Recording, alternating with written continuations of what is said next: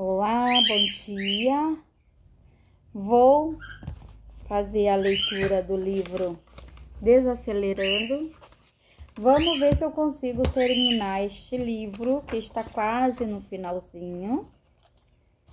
Hoje ele vai falar sobre espiritualidade, capítulo 8. Capítulo 8 aqui no livro, mas para mim é o 15 ou 16, deixa eu ver. Hoje estou com vontade de terminar este livro. Hoje aqui é capítulo 15 para mim, então esse aqui vai ser capítulo 16. Aqui no livro é capítulo 8, tá? Como eu vou lendo aos poucos, é capítulo 16 para mim. Vou anotar aqui. Então, vamos ver o que ele fala hoje sobre espiritualidade. Vamos ver se eu estou bem com ele hoje. Espero que esteja, né? Olha só que lindo. Tem uma figura. Olha só. Um campo com sol, né? Eles estão num campo cheio de flores. Meus passarinhos hoje estão animados, acho por causa que tá o dia bonito. Então, vamos lá, o que ele nos fala hoje. Olha só. Primos há muito pedidos. Primos há muito pedidos. Olha aqui, ó. Este é o capítulo 8. Vamos ver. Não julgue para que você não seja julgados, pois na mesma forma que julgarem, vocês serão julgados, e a medida que usarem também será usado para medir você. Isso é verdade, né? Não julgue para não ser julgado. Eu já tenho outros vídeos ali que falam um pouquinho sobre isso. Então, vocês vão ver o que eu fazia e agora já estou pensando bem melhor. Eu julgava muito, hoje já tento não julgar, ou se eu julgo eu só volto atrás e penso outra coisa. Não tento julgar, porque quem é a gente para estar julgando, né? Mas eu tô falando de mim, né? Sempre que leio essa passagem bíblica, lembro de uma filosofia similar da tradição budista chamada Lei do Karma. Eu sempre ouvi falar sobre essa lei, nunca tinha entendido. Vamos ver o que ele fala. A Lei do Karma. Como muitos sabem, trata-se da lei de causa e efeito que frequentemente descrita no Ocidente como você colhe o que planta. Tá, agora tá explicado. Eu nunca tinha prestado atenção nessa parte, eu já tinha lido sobre isso, mas confesso que eu não tinha entendido direito. Então, aqui você colhe o que planta, ou tudo que vai e volta. Isso a minha mãe fala muito. Tudo que vai e volta, então a gente tem que prestar muita atenção no que a gente faz e fala, né? É um conselho maravilhoso que nos compele a examinar as consequências de pensamento, palavras e ações. Apesar de ser budista, fui profundamente influenciado por algumas passagens da Bíblia. Isso é verdade, para mim também. A primeira vez que a estudei com seriedade foi na faculdade. Para a aula de religião comparada, aprendi sobre a história do cristianismo e analisei várias lições bíblicas. E logo comecei a abrir meu coração. Eu me dei conta de que a verdade não é propriedade exclusiva de nenhuma religião. Sua natureza permite que pessoas das mais variadas religiões a reconheçam e a respeitem. Cerca de 2 anos atrás, tive a oportunidade única de visitar um vilarejo francês chamado Taizén, na Borgonha. Não sei se foi isso, se tá certa a pronúncia. como alguns monges mais velhos da minha ordem budista. Trata-se de uma comunidade cristã ecumênica, onde os frades vivem de acordo com a Bíblia. Taizen é um famoso local de peregrinação cristã, atraído por anos mais de 100 mil jovens adultos de todo o mundo. Eu já ouvi sobre documentários sobre essa cidade. Os peregrinos costumam passar vários dias na comunidade, participando de orações de manhã, de tarde e de noite, assim como de reflexões em silêncios e de discussões em grupos. Tá, entendi aqui, ó. Os peregrinos costumam passar vários dias em comunidade, passada de oração, tarde da noite, assim como reflexões em silêncio e discussões em grupo. Aqui agora me veio aqui na mente, né? Aqui ele fala sobre reuniões aqui, pelo que eu conheço, sobre as igrejas, é como os encontros de jovens, né, da igreja, tanto cristã como evangélica. Então, olha só como a gente não vai muito longe um do outro, né?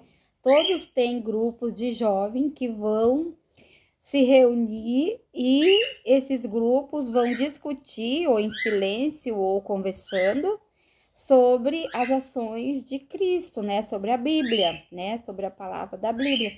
Então, aqui mostra que, como eu comentei no outro ali documentário, que querendo ou não, a gente passa por todas as situações, né? Seja você da religião que for. Eu tenho para mim, eu acredito muito em Deus, eu tenho muita fé em Deus. Eu tenho para mim, que Deus é um só. As religiões são muitas, né? Mas claro que aí cada cultura é uma cultura. A gente tem que ter respeito pela cultura do outro, e eu tenho muito. Então, eu respeito muito as religiões, seja ela qual for, porque a gente tem que ter Deus no coração. Você tendo Deus no coração, você abraça todos.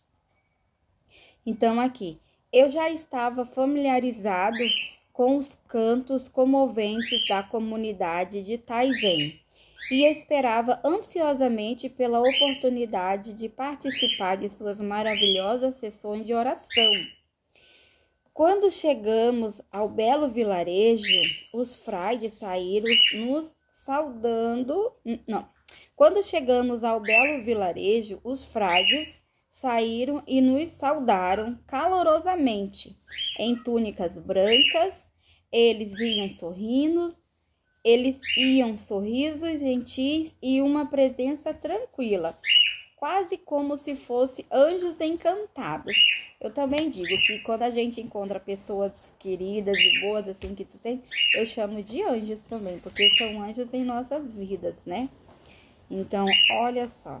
Ó, em túnicas brancas, eles vinham sorrisos gentis em uma presença tranquila, quase como se fossem anjos encantados, né? E a gente encontra anjo por tudo que é canto, né? Mas ele aqui, ele escreve coisas assim maravilhosas. Nossa, eu tô aprendendo muito. Ó, nossas túnicas cinzentas eram muito semelhantes a deles e parecia que tínhamos nos tornado uma grande família. Os frades nos levaram para um tour pela comunidade e para nos dar as boas-vindas oficiais. Cantaram Confiteminis dominó. Como é que é? Vou ler de novo para ver se eu não errei até a pronúncia. Os frades nos levaram para um tour pela comunidade, quer dizer, dar uma volta, né, na comunidade, e para nos dar as boas-vindas oficiais, cantaram Confitemini Domino, uma das canções mais lindas que já ouvi em toda a minha vida. Fomos convidados a conhecer seus aposentos e depois ficamos batendo papo até a hora das orações do meio-dia na Igreja da Reconciliação.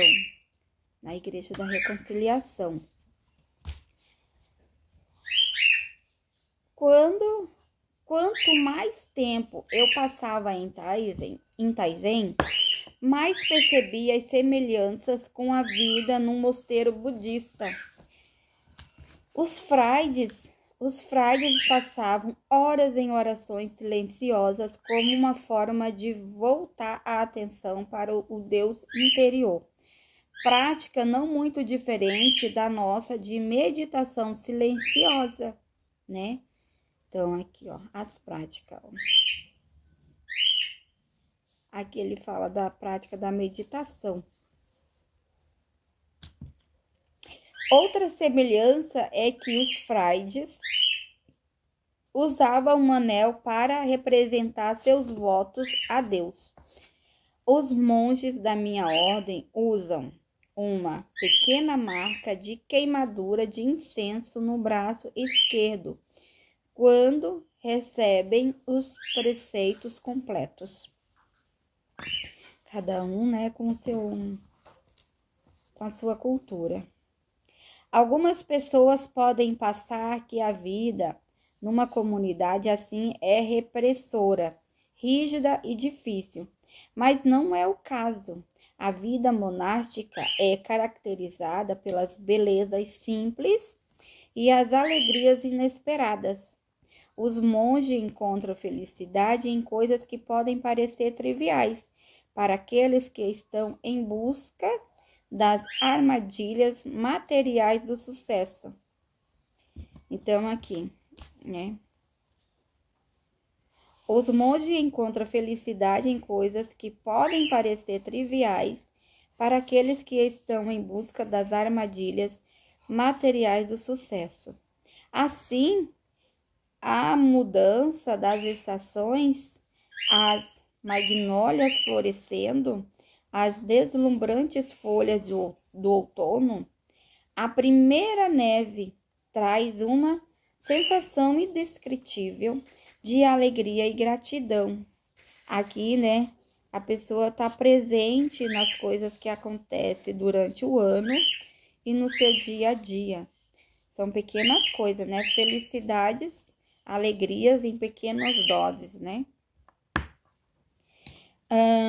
Uma simples refeição feita com ingredientes frescos das montanhas ao redor e fonte de grande contentamento. E nosso irmão de mosteiro são nossos amigos, mestres e familiares. Nunca nos sentimos sozinhos. Então, aqui, né, você agradecer a pequenas coisas, né? E tudo que você tem, tudo que você usufrui, você agradecer e estar pleno ali naquela hora, naquele momento. No almoço, para nossa completa surpresa, nos ofereceram quinchim, um prato típico coreano. Eles nos disseram que os próprios frades faziam se reunindo pouco antes de nossa chegada para prepará-los. Chegamos tão tocados pela hospitalidade que não soubemos como retribuir. Né? Às vezes a gente, olha só, ele contando um acontecimento dele, né? E que bonito. Às vezes a gente fica tão tocado com pequenas coisas que a gente nem sabe como retribuir, né? Apesar de sermos de outra religião e de um país diferente, eles nos receberam com respeito e amor. Quando participamos de Taizen, nos sentimos como se tivéssemos acabado de visitar primos há muito perdidos, há muito tempos não vistos, né? Eu sabia que reverenciaria esses laços pelo resto da vida.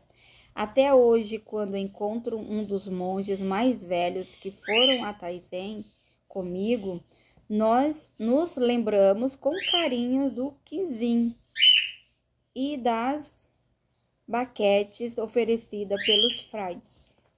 Olha que lindo, né? Então, ele teve presente naquele momento que ficou uma memória para ele muito bonita, né? E bonito de eu ler e de escutar a experiência dele, né? Eu lendo aqui, eu estava lendo e me sentindo lá também. Porque eu já vi ali eu gosto de reportagem ali na Globo, né? É o que eu assistia. Hoje em dia tem canais abertos. Mas eu me lembro muito das reportagens de sexta-feira, né? E no Fantástico também, as viagens que eles faziam para esses lugares. E a gente fica, né? Umas recordações bonitas, né? E tu lendo assim, eu viajo assim dentro do livro ali. Eu me vejo ali com ele. Eu tô lendo aqui e vou me imaginando também junto ali. Como se estivesse junto, passeando, né? Mesmo aqui quietinha, sentada aqui nessa cadeira, eu lendo aqui, eu me sentia ali, né? Como que ele não se sentia, né? Se as palavras dele já são bonitas, imagine você estando lá. Aqui ele faz outra foto, ele coloca outra foto, uma árvore bem bonita. Me chamou a atenção aqui pelo IP e eu olhando aqui cheio de florzinhas, né, de flores brancas, me lembrou o pé de pêssego na minha casa lá, que quando o pé de pêssego tá florido, né, ele tá assim, todo sem nada, só as flores em volta. E coisa mais linda que é você ver um pessegueiro, não sei se é assim que se fala, florido, né, para depois ele te dar os frutos. Ele fica a coisa mais linda. Aqui, olhando essa imagem dessa árvore pintada aqui de branco, me lembrou isso. E as cerejeiras, né, no Japão também, que eles mostram ali. Que muito bonito também aqueles canteiros, caminhos, você passeando ali. E elas toda florida. Aqui vamos ver. Como devemos considerar um caminho espiritual diferente? Devemos abordá-los com humildade e com a boa vontade de aprender sobre outra tradição. Se a nossa fé pudesse ser abalada pelo mero conhecimento sobre uma tradição diferente, não vale mesmo a pena preservá-la. Reverendo Dr. Kang Yoon-Jung, 1917 a 2006. Ele colocou aqui de onde ele tirou a frase, né? Tá aqui assim. Eu não sei se eu pronunciei certo, porque tem algumas coisas que eu não sei pronunciar, né? Mas eu tento, pelo menos eu mostrei ali, qualquer coisa clica ali, eu acho que dá pra ver. Assim como minha fé é preciosa e significativa para mim, não aconteceria o mesmo com as pessoas que têm outra fé? Assim como minha mãe é querida e importante para mim, não seria também esse o caso do meu vizinho e da mãe dele? Né? Com certeza. A gente tem que respeitar e ter carinho por todos. Que as pessoas saibam a diferença entre a certeza de uma fé e a tolice de atacar outra crença. Que a fé nunca se torne uma arma ideológica para justificar a violência. Né? Isso jamais. Se Jesus, o Buda e Confúcio estivessem vivos e se reunissem no mesmo lugar, será que os três iriam discutir para saber quem está certo? Acredito que não. Vamos ver o que ele fala. Ou será que iria respeitar e admirar os ensinamentos um dos outros? Conflitos religiosos normalmente acontecem não entre os fundadores dessas religiões, mas entre os seguidores fanáticos. O propósito da religião é controlar a si, não criticar o outro. O que estou fazendo em relação à minha raiva, meu apego, meu ódio, meu orgulho e minha inveja? Isso é que precisamos nos perguntar no dia a dia. Sua Santidade, o Dalai Lama. Ele também aqui tirou outra frase, né? E colocou aqui do Dalai Lama. A gente tem que respeitar todos, né? Cada um com sua cultura, com sua religião, com seu modo de pensar. Temos que ter respeito para todos. Se a essência é esquecida e o ritual toma conta, e quando o ritual domina a prática espiritual, as aparências exteriores se tornam mais importantes que nossa experiência interior. Por exemplo, se você medita na esperança de atingir a iluminação, por quanto tempo e com quem medita não são questões tão importantes quanto a forma como a prática muda o seu coração e os seus relacionamentos. De acordo com o professor Kang Nan-hon, os devotos podem ser divididos mais ou menos entre dois grupos: pessoas de fé superficial e pessoas de fé em profundidade. As de fé superficial estão presas a símbolos espirituais e com frequência contestam os símbolos espirituais ou de outras crenças. Os devotos em profundidade entendem o significado para além dos símbolos. Eles conseguem encontrar significados semelhantes no simbolismo de diversas tradições espirituais e harmonia entre essas tradições. Heresia é um termo forte. Ele tem sido aplicado a qualquer crença ou prática que não esteja em conformidade com a crença espiritual dominante de uma era. Se você for chamar qualquer caminho espiritual de herético, lembre-se de que o seu também foi considerado como tal quando começou. Aquele que conhece apenas uma religião não conhece nenhuma. Max Mullen, 1823 a 1900. Aqui também ele tirou também dele essa frase. Que aquele que conhece apenas uma religião não conhece nenhuma. A ignorância abre outros caminhos espirituais, combinadas com o medo. Pode levar à perseguição e à violência. As grandes tradições de todo o mundo ensinam humildade, amor e autocontrole. Nada de ruim pode resultar de aprender sobre elas. Então, aqui, ó, nada de ruim pode resultar se você aprender de tudo um pouquinho de cada religião, né? Porque se a gente for ver ali, é todos meios parecidos, que cada um com a sua cultura, com o seu jeitinho, né? Todos nós temos nosso jeitinho de ser, de onde nós viemos, né? Então, a gente tem que respeitar todas elas. Deixa eu ver aqui a outra página.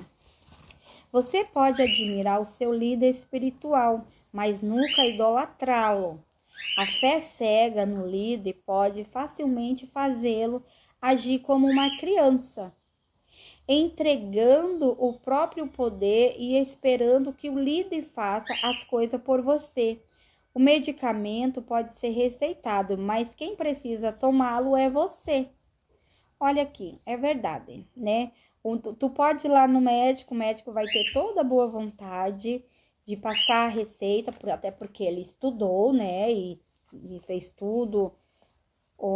Aqueles anos que ele passou, ele estudou tudo sobre um pouco e ele vai te passar o melhor que ele tem ali para te ajudar. Mas se você não conhecer o teu corpo para ver como é que vai reagir aquele remédio em você, não vai dar muito efeito, porque tem remédio, a gente sabe que tem remédios que têm efeitos colaterais. E se você não conhecer, se você não se conhecer, você não vai saber se aquilo ali tá te fazendo bem ou não, né? Isso é em tudo, né? E se a gente idolatrar muito uma coisa, também a gente não vai ter a consciência de outra coisa, né? É isso que eu tô entendendo aqui, né? Então, a gente tem que se conhecer e saber bem o que a gente quer e o que a gente acha que é certo, o que não é certo, para a gente ver se aquilo ali é certo para mim ou não. Ó, um líder espiritual é um dedo que aponta para a lua. Se o dedo tentar se tornar a lua, isso pode levar a graves erros. Olha só que legal. É verdade, né? Olha a lua, né? Ó, a distância que ela tá, o tamanho que ela é. Se eu quero ser a lua, meu Deus do céu, então pode esquecer, Márcio, vai embora. Vai embora, Márcio, não é teu. Querido, né, eu dar risada agora aqui. Porque a gente só pode ser o que a gente é, né? Ó, precisamos cultivar 3 inteligências para nosso bem geral. Vamos ver qual que é as inteligências aqui. Ó, a inteligência crítica, inteligência emocional e inteligência espiritual. Viu? 3, vamos ver aqui. Isso aqui a gente tá indo atrás, né? Eu tô falando, eu tô indo atrás, porque não tô 100% e tô longe disso. Olha lá se for, eu vou estar nisso aqui ainda, né? Então, 3 inteligências críticas, inteligência emocional e inteligência espiritual. Se alguma delas o deixar de lado, atrapalha o crescimento das outras 2. Não, essa aqui também não sabia, olha só, né? Se alguma delas é deixada de lado, atrapalha o crescimento das outras 2. Então, vamos lá, estou aprendendo também, tá? Essas 2 aqui eu ainda não tinha escutado.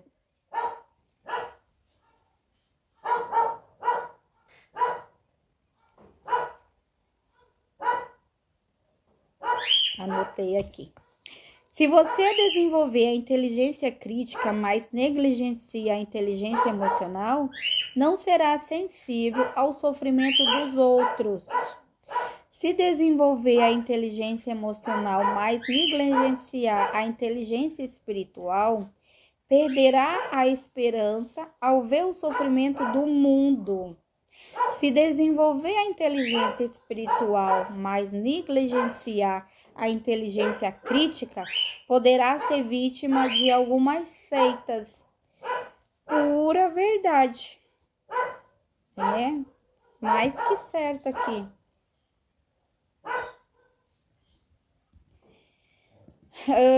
Quaisquer que sejam as circunstâncias, não sinta inferior. Lembre-se que Deus criou você à sua divina imagem. Você é a filha ou o filho mais precioso de Deus.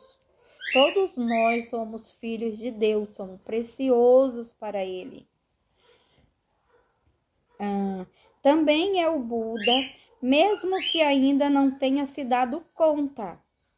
Você tem a mesma natureza de Buda que todos os Budas do universo. Não permita que ninguém faça você se sentir menos que isso, né?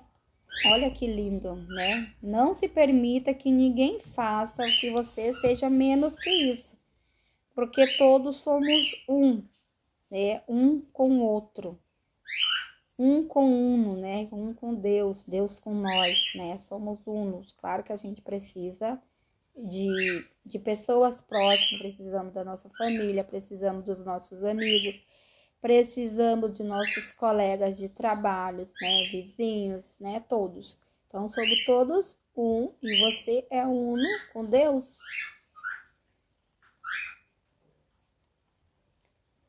Somos todos unos. Precisamos uns dos outros, né? Isso é inevitável. Desde que a gente for ver a nossa vida, desde criança até quando a gente tiver velhinhos, né, que Deus nos quiser levar. Porque a gente sempre vai precisar um do outro. Ó, a fé é supervalorizada enquanto a prática é subvalorizada. Se enfatizamos a fé no lugar da prática, a espiritualidade se torna ideologia, criando conflitos teológicos. Mas se nos encontrarmos em botar os ensinamentos em prática em nosso dia a dia, perceberemos que o amor ensinado por Jesus não é diferente da compaixão ensinada pelo Buda. Se você quer a paz entre os diferentes caminhos espirituais, coloque em prática o que prega, né? Então, temos que respeitar nossas religiões e uns aos outros. 3 passagens bíblicas que eu aprecio, né? Que ele vai colocar aqui as passagens bíblicas que ele mais aprecia. Assim em tudo, façam aos outros o que vocês querem que lhes façam. Aqui, ó. Assim em tudo, façam aos outros o que vocês querem que lhes façam, pois esta é a lei e os profetas. Mateus 7:12. Nem todo aquele que me diz Senhor, Senhor, entrará no reino dos céus, mas apenas aquele que faz vontade de meu Pai que está no céu. Tá, como é que é? Eu vou ler de novo aqui direitinho, ó. Mas apenas aquele que faz a vontade de meu Pai que está no céu. Mateus 7:21. O rei responderá: digo-lhe a verdade, o que vocês fizeram a algum dos meus menores irmãos, a mim os fizeram. Mateus 25:40. Né? Então, ó, é tudo ensinamentos de Deus, né? Como tem ali os 10 mandamentos, né? Ali nos 10 mandamentos, ele já coloca ali o que ele gostaria que a gente fizesse, né? Então, aqui. 2 caminhos espirituais na mesma família. Vamos ver o que ele fala. Olha aqui, 2 caminhos na mesma família. Quando o seu caminho, aqui ó, quando o seu caminho espiritual é diferente de seu parceiro, quando seus irmãos tentam convencê-lo à nova crença deles, quando seu filho decide seguir um caminho diferente, isso pode criar tensão, constrangimento e estresse. Desentendimento e discussão podem surgir. E de repente você se vê tendo que organizar um funeral, um casamento ou um feriado religioso. É irônico que a espiritualidade tenha se tornado fonte de conflito, já que seus ensinamentos costumam pregar o amor e a reconciliação. Para quem estiver passando por problemas por ter 2 caminhos espirituais na mesma família, eu gostaria de oferecer este conselho. Então, ele está falando aqui quando tem pessoas na mesma família com religiões diferentes, a gente tem que respeitar a religião do outro. Isso não pode ser considerado um conflito para a família, né? Mas infelizmente, que nele fala aqui, vamos ver o que ele vai falar. Antes de qualquer coisa, tente entender que o que deixa você tenso e constrangido não é a questão espiritual em si, mas a pressão de seus familiares para que você haja de determinada maneira. Você pode se ressentir da existência e do moralismo deles, ou pode se sentir que o caminho espiritual deles é estranho e pouco ortodoxo. Uma boa solução para uma situação como essa é aprender um pouco sobre o outro caminho espiritual. Encontre um livro escrito por um membro reconhecido daquela tradição e o estude. Se você tiver a mente aberta e disposição para aprender, logo vai descobrir que alguns aspectos do outro caminho são parecidos com alguns do seu. Apesar de os símbolos exteriores serem diferentes, o significado por trás deles pode lhe parecer estranhamente familiar. Você também pode ler a biografia de alguns grandes líderes espirituais daquela tradição, como Mahatma Gandhi, Martin Luther King, Madre Teresa ou Dalai Lama. À medida que aprende sobre a fé e a vida deles, você conseguirá apreciar sua coragem e vai passar a respeitar o caminho que eles escolheram a seguir. Então, ele fala aqui sobre as religiões e a fé de cada um, que a gente tem que ter respeito e tentar aprender a conhecer um pouco da fé do outro, né? Que se a gente souber como que o outro, né, como que é, a gente vai ver que são todos parecidos. E que muda só a cultura, o modo de fazer as suas religiões, assim, de fazer os seus cultos, mas são todos parecidos. E por que que existe tanta briga, tanto conflito, né? Então, ó, se você for lá ler sobre um pouco da biografia de cada um, você vai ver que são todos parecidos. Eu mesma até estava pensando, eu tô quase terminando de ler esse livro, e eu tenho já um livro em mente que eu quero ler. Porque quando eu peguei ele, eu pensei, meu Deus do céu, né? Será que eu vou conseguir ler?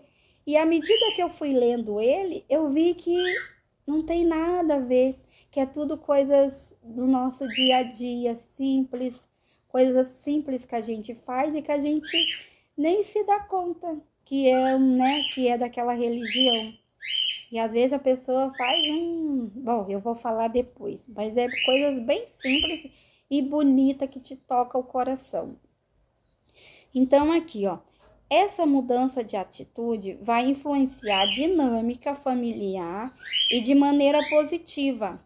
Apesar de não poder controlar a forma como seus familiares lidam com a sua opção espiritual, pelo menos você não vai mais se sentir desconfortável em relação a deles. Mas se a família continuar a ter a mente fechada e a mostrar desrespeito, fale com confiança e os eduque.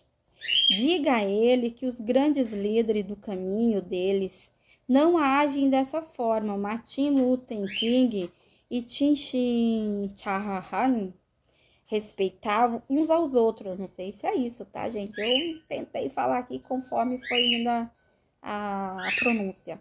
Thomas Menton e o Dalai Lama eram bons amigos, aqueles que compreendem os significados mais profundos e que tentam ser um exemplo de humildade e paz também reconhecem a luz interior nos olhos dos seguidores de outras religiões.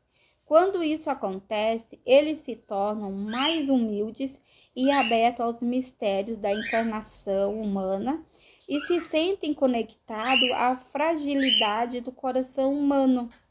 Então, respeito, né? Na verdade, nada mais que é respeito um com o outro. Respeitar suas opiniões e respeitar a sua cultura, seu jeito de ser.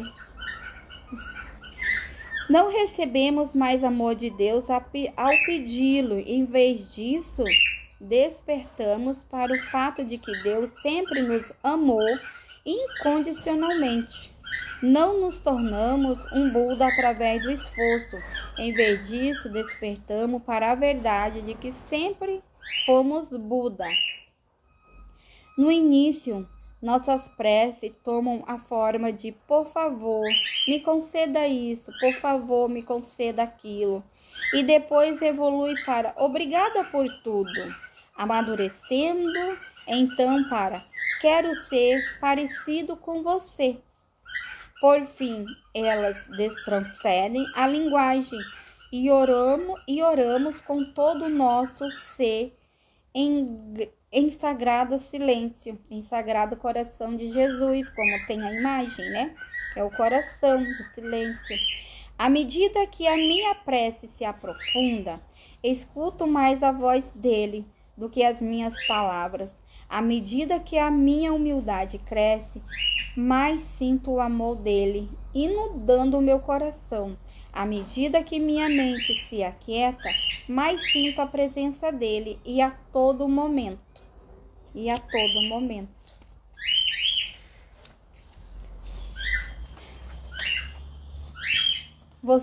Eu agora aqui, né, terminando de ler essa passagem, me veio aqui no coração e na mente. Como, né, a gente não, às vezes a gente vê a capa, não julgue, não julgue um livro pela sua capa. Olha, um livro bem pequeno, né, gostoso de pegar e que tem tantos ensinamentos para nos dar, né? Então, não julgue um livro pela capa. Eu sempre ouvi essa frase e nunca tinha... Bom, eu entendia mais ou menos, mas não com tanta profundidade que nem eu tô entendendo agora. Não julgue um livro, né, pela capa, pelo tamanho, né? Porque aí agora já me veio outra frase também, né? É nos pequenos frascos que tem os melhores perfumes, né? Por que será isso, né? Então, não julgue nada, né? Na verdade, é essa a moral, né? Não julgue nada, porque você não sabe.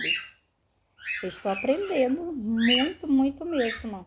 Ó, à medida que a fé e a sua prática espiritual se aprofunda, a sensação de um eu ou ego separado diminui, deixando mais espaço para a divindade preencher seu coração. Se você tem orado mais para benefício próprio, mude de atitude e experimente orar para abrir mão de um pouco de controle. Se você tem rezado assim, por favor, me conceda isso. Eu preciso muito que isso aconteça. Experimente rezar também desta forma. Aumente meu coração para que ele possa acolher e aceitar as coisas que eu não consigo. Não faça barganha com Deus, Buda ou qualquer ser divino, para que ele lhe dê o que você quer em troca de oferendas materiais.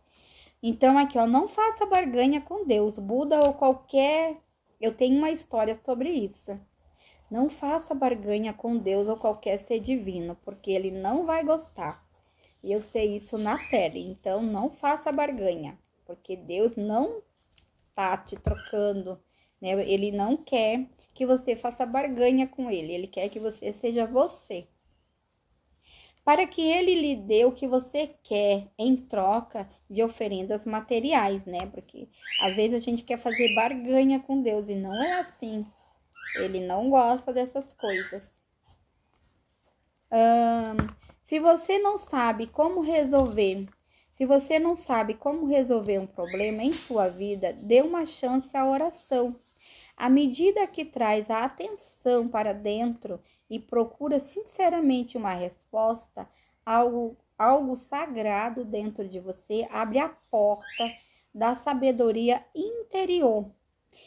Se você está procurando desesperadamente conhecer algo especial, envie suas preces ao universo. Ele é um ótimo casamenteiro. Monges podem rezar por muitos anos, porque suas preces de felicidade para os outros os fazem felizes. Enquanto me preparo para oficializar o casamento do meu amigo, fico radiante, né? Então, se prepare para aquele momento, né? Esteja ali presente. Ó, para pessoas não iluminadas, nem todo dia é um dia bom. Nem todo dia é um bom dia. Porque elas só se sentem felizes quando as coisas saem do jeito que elas querem. Para pessoas iluminadas, todo santo dia é um bom dia, porque elas se sentem livres por saber que nada pode lhes tirar a sabedoria. Quando uma pessoa não iluminada faz o bem, ela tenta deixar a própria marca. Quando uma pessoa iluminada faz o bem, ela não deixa marcas, né? Não deixa, não esquece. Quanto mais santa a pessoa é, maior é a chance de ela se descrever como uma pecadora. Isso acontece porque ela não mente para si mesma. Olha aqui. Eu dei risada ao ler, né? Às vezes aqui, ó. Quanto mais santa a pessoa é, maior é a chance dela se escrever como uma pecadora. Isso acontece porque ela não mente para si mesma, né? Então aqui, ó, não adianta a gente querer ser santa se a gente não é, né? Eu já falei várias vezes aqui que eu não sou nem um pouco. Eu tô quietinha, mas santa não, nem um pouco. Então, aqui, né, olha só como, né, aí você tá mentindo para si mesma, né? Os santos são o que são, porque sua santidade os tornou admiráveis para os outros, né? Então, aqui, ó, os santos são o que são, por quê?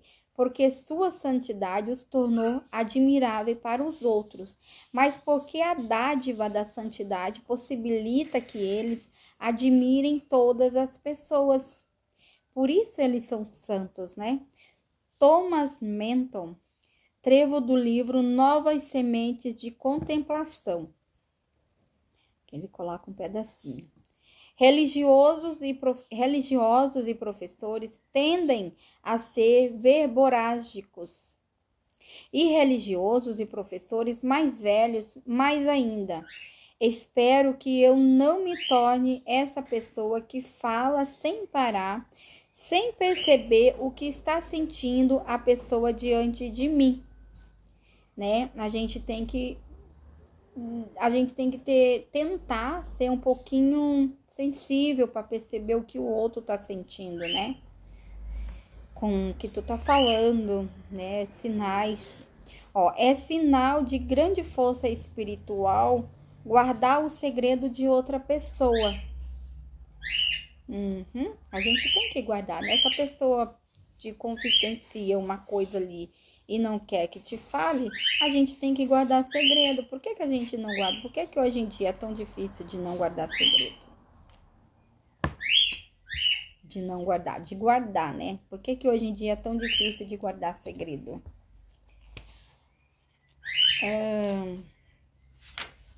Aqui, ó. Quando o ministro prega, ele precisa pregar não apenas para a congregação, mas também para si mesmo.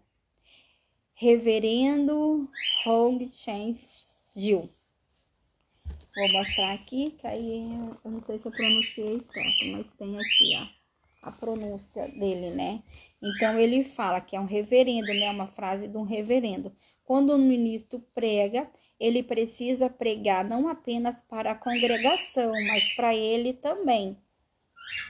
De acordo com o cardeal Nicholas John Shin-Suk, não há registros da história bíblica de um peixe se multiplicar por 2 ou 3. Também não há registro de peixes cair do céu. O que provavelmente aconteceu foi que as pessoas saíram com o que tinham e compartilharam a comida com os outros após ouvir a comovente prece de Jesus. Um milagre não é apenas um fenômeno de outro mundo que transcende as leis da natureza. Abrir mão do egoísmo é abrir o coração para os outros. São atos igualmente milagrosos. Então, ele quis dizer aqui, né, que o milagre do peixe é porque um dividiu um com o outro, né, e não ficou só para si. O milagre do pão é que você não ficou com o pão sozinho, você dividiu com outros. Então, são atos igualmente milagrosos. Ó, há uma forma simples de testar a veracidade dos ensinamentos do Buda. Encontre a postura mais confortável de todas e permaneça nessa postura por 30 minutos. A postura mais confortável de todas logo se torna a mais desconfortável. Tudo é impermanente, inclusive a postura mais confortável do mundo. Sabe que nessa postura aqui é verdade, né? Às vezes a gente quer sentar numa postura bem tranquila. Olha como veio bem certo. Aqui eu estou sentada na cadeira. Pra mim, olha só como vem coisas, né? Assim, parecida com o que tá passando com a gente. Meus cachorrinhos começaram a latir. Deve ter movimento ali fora. A postura aqui, eu tô sentada na cadeira, pra mim eu tô confortável desde a hora que eu comecei. Mas agora começou a me dar uma dorzinha na coluna, por que será? Então, olha como que as coisas vêm, ó.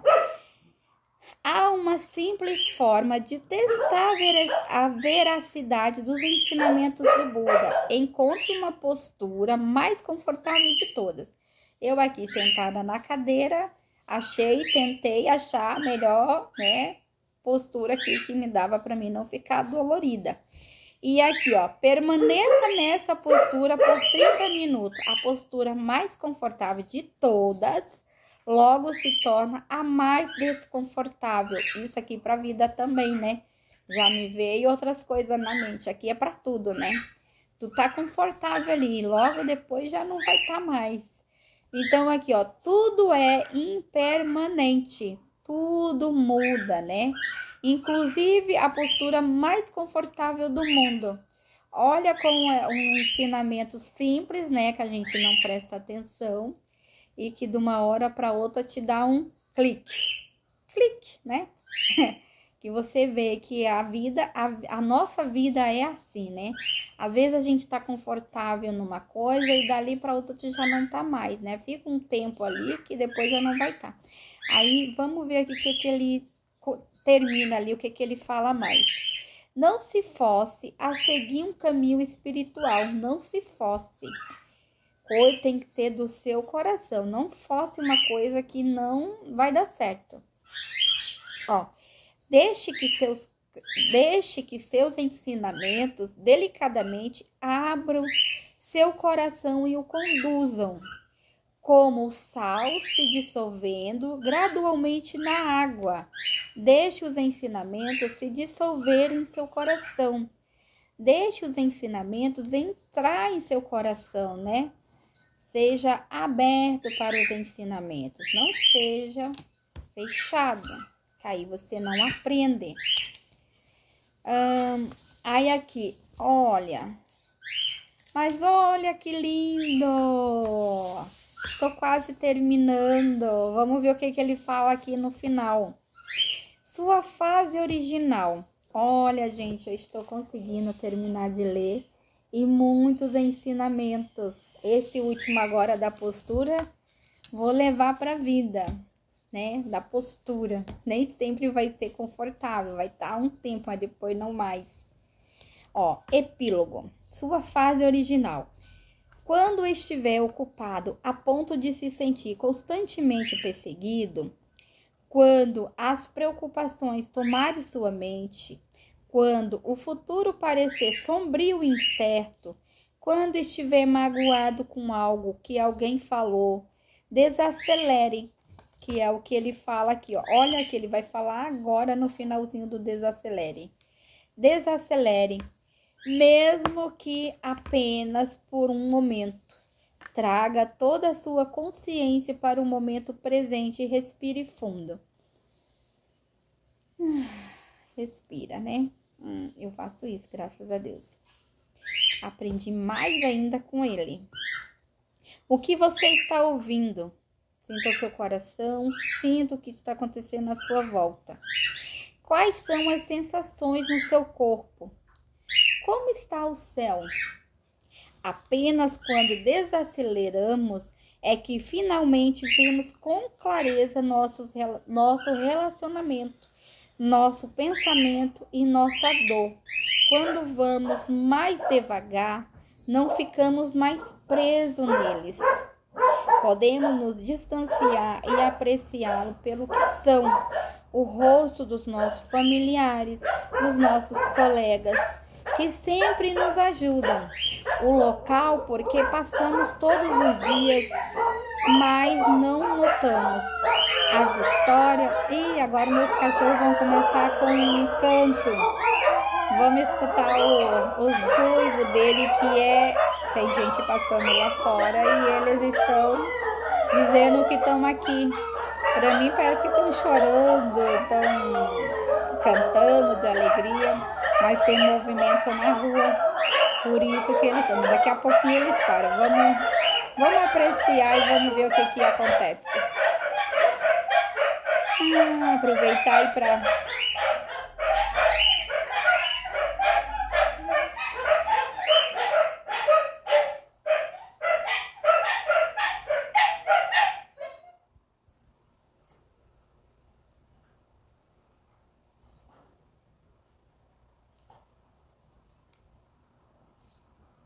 Viu como tudo se acalma?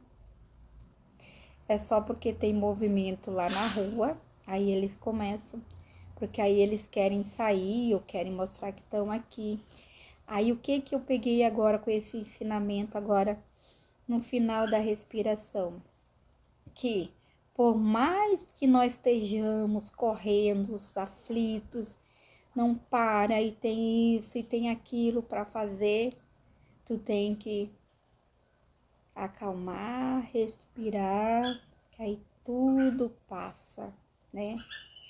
Olha ali, ó, né? Tudo passa.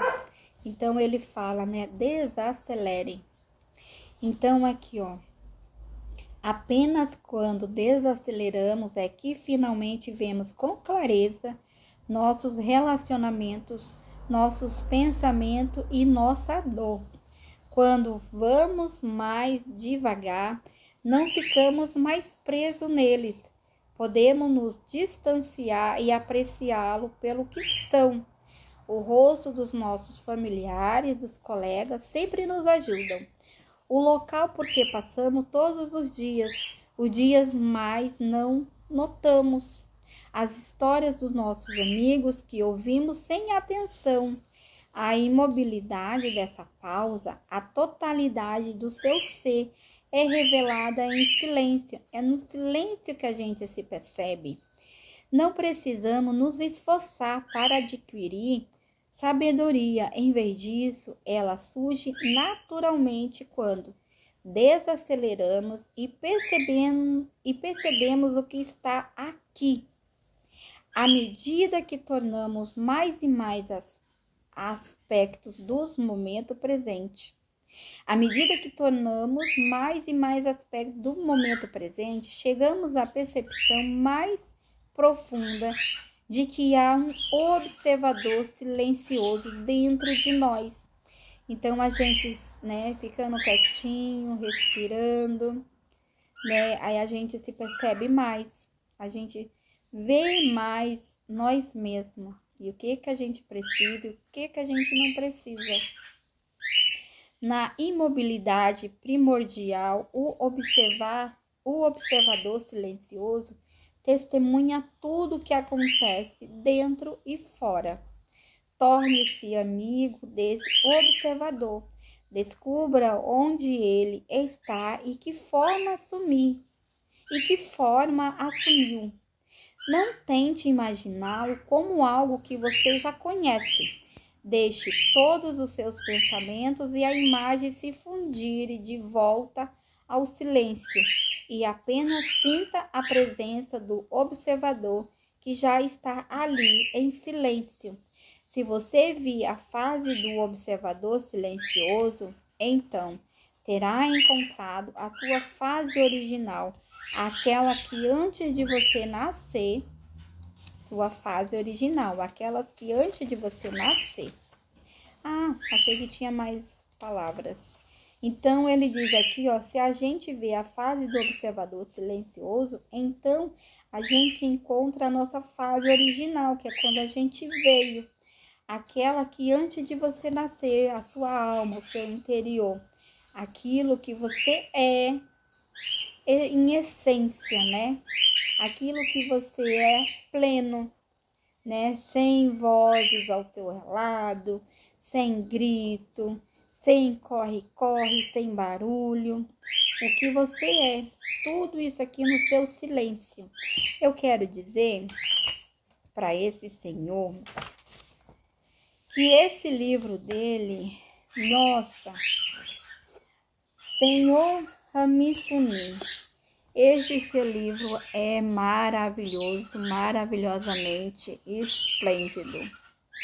Uma vida melhor eu estou tendo depois de eu ter lido todo este livro. Mais ainda, que livro bom, gente.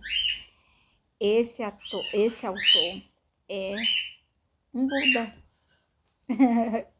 né? Então, é muito bom. Aconselho a ler. Eu fui lendo devagarzinho, em trechos. Eu disse que eu gostaria de ler ele, sempre me conectando com ele, até para me entender, porque eu aprendi muitas coisas com ele.